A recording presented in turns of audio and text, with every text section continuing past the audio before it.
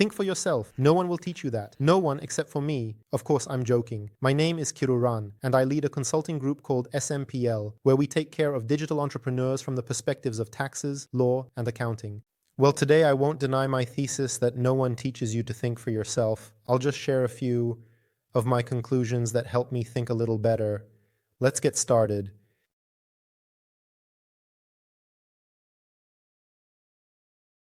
I'll get straight to the point about what led me to this. In fact, I recently realized that in my roughly 20 years in school, I almost never learned how to think, which is the very first thing I have before I work with any information and before I work with what has been poured into us.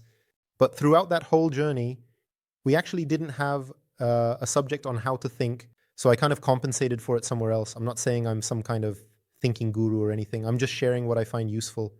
And today we will discuss a few specific tips that help me think a little more effectively and better. The first tip is to think in graphs.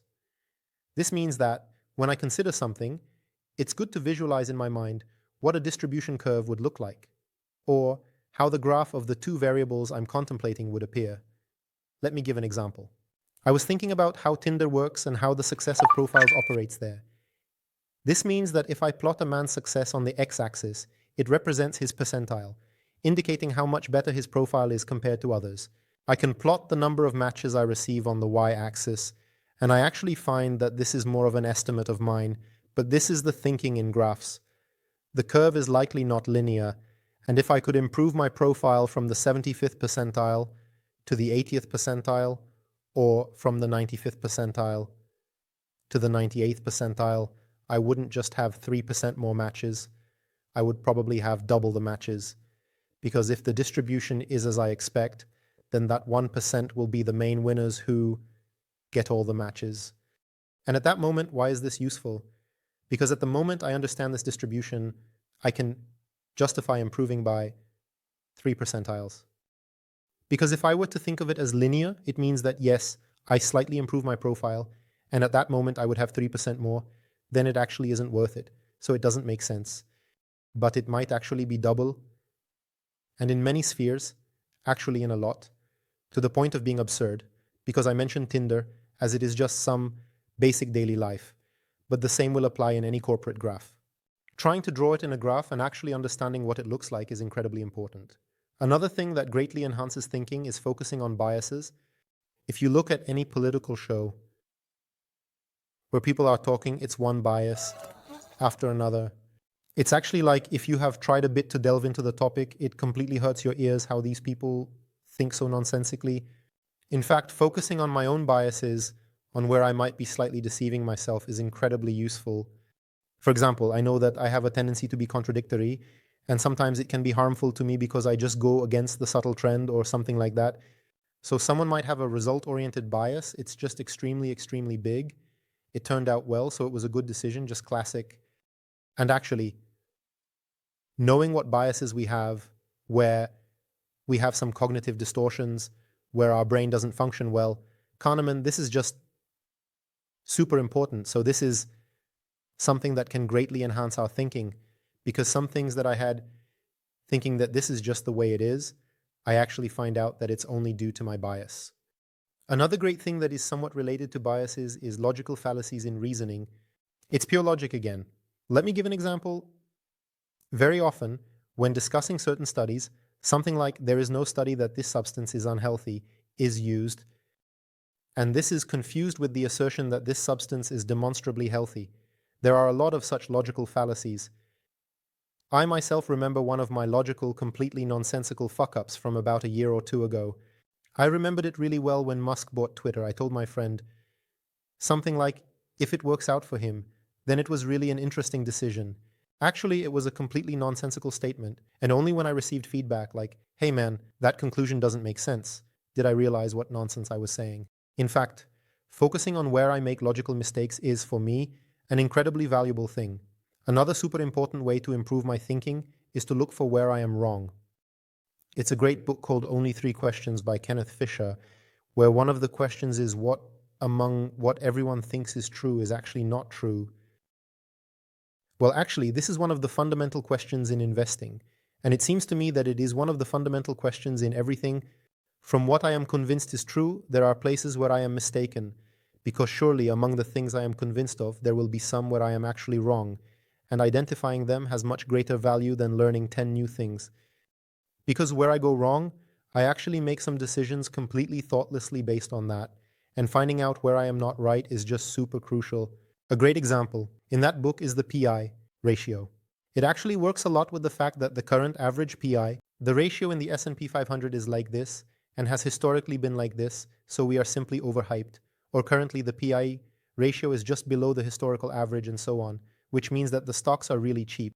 And he analyzes it quite precisely, and there is actually no set of data, no data confirmation for the last, 70 years or 100 years that measures this, which would prove that the PI ratio correlates significantly with the returns of certain stocks. Because, as it is, P/E. And earnings can increase, or the price may simply decrease in the future. Whether the P/E is 10 or 30 is not actually crucial information for whether that stock will have a good or poor return. He really breaks it down well there. I recommend that book.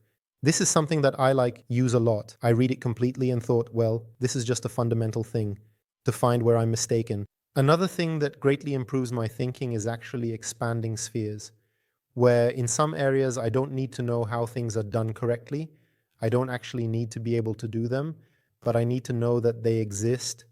Recently, I attended an event that some might call an ESO event, and I realized a few things there that I actually don't perceive at all in normal life. Something related to some emotions, and some people perceive them extremely intensely. And actually, I haven't improved at all in that perception, but just the information that, wow, there is actually something that is completely outside the scope of my observation is really fundamental. And searching for these areas, even though I know that I am completely hopeless in them, even though I know that I actually don't know how to do this, but I just know that they exist, is incredibly valuable to me. Another way to think about things where I can't know the correct answer is to consider which answer is most beneficial to me. For example, I recently attended a lecture by Gigi Sharvat, I think it was Gigi, at the Eccentric Club, and his main assertion there was that our free will does not exist.